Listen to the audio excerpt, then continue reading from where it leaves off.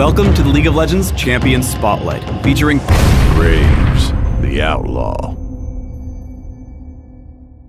Graves is a ranged physical DPS champion with a penchant for running into melee to deal extra damage.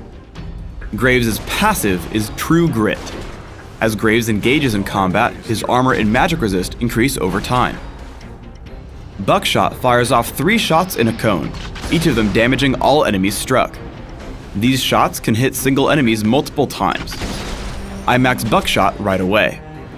Smokescreen damages all enemies in a target area, and then shrouds that area in smoke for a few seconds. Enemies inside the smoke are slowed, and cannot see out of it unless attacked. I take 1 point in Smokescreen early, and leave it there until later. Easy, partner. Quick Draw causes Graves to dash in any direction, gaining bonus attack speed for a few seconds. Quick Draw cools down faster every time Graves lands a basic attack. I take a point in Quick Draw at level 2, and max it by level 13. Collateral damage is Graves' ultimate. First, he fires a skill shot nuke that damages the first enemy champion it hits. At the end of its range, or after hitting an enemy champion, it explodes into a cone of fire, damaging enemies it encounters. I take collateral damage at levels 6, 11, and 16. Graves can deal a ton of burst damage at early levels. Here I quick draw up to Sona, block out Kog'Maw with Smokescreen, and blast her with Buckshot. I retreat before Kog'Maw can counterattack, so I come out ahead. Graves' abilities also let him escape from sticky situations. I get ganked from behind by that trickster Twisted Fate. I quick draw up to him, tag him with Buckshot, and flash out. As I get chased, I land Smokescreen in front of my chasing enemies. As they follow, they're unable to hit me, and I make it out thanks to a heal from Soraka. Smokescreen can also completely bait your opponents. Here I get ganked by Udyr and have to run. I drop Smokescreen right as Warwick comes to gank, but since Udyr can't see out, we collapse on him right away. Udyr falls to our damage output and we push back in, forcing Sona and Kog'Maw to retreat. Graves' mobility lets him dive against turrets quite well. I walk directly up to Kog'Maw, land Buckshot, 1 basic attack, and then quick draw out of turret range. This lets Soraka kill him with Infuse as I juke away from a Cathian surprise. We get into a teamfight in Bottom River. I exhaust Scion to keep him away from Soraka. I push into melee range with Quick Draw and unload Buckshot to take him down pretty quickly. Once he falls, I switch over to a close target and start hitting Udyr. Unfortunately, I don't have a lot of mana, but when able, I cast Quick Draw for the increased attack speed, and take him down before pretty much melting through Kog'Maw and Twisted Fate.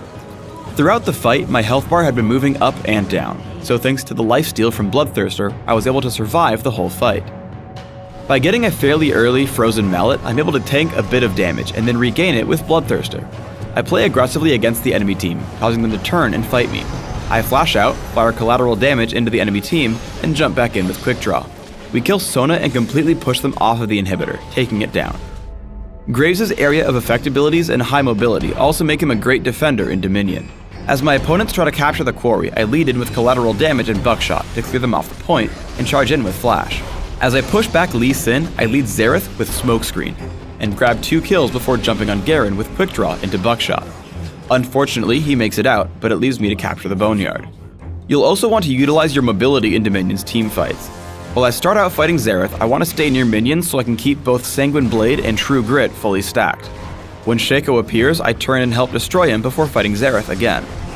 Nocturne makes the mistake of wandering in for an easy kill. But again, instead of chasing Xerath, I continue pushing the minion wave to keep my stats maxed and capture the drill. Once I start channeling on the capture point and Xerath comes to disrupt my capture, I jump in with Quick Draw, slow him with Smokescreen, and follow him for a kill with basic attacks. Buckshot gives Graves a lot of power in melee-heavy games as well.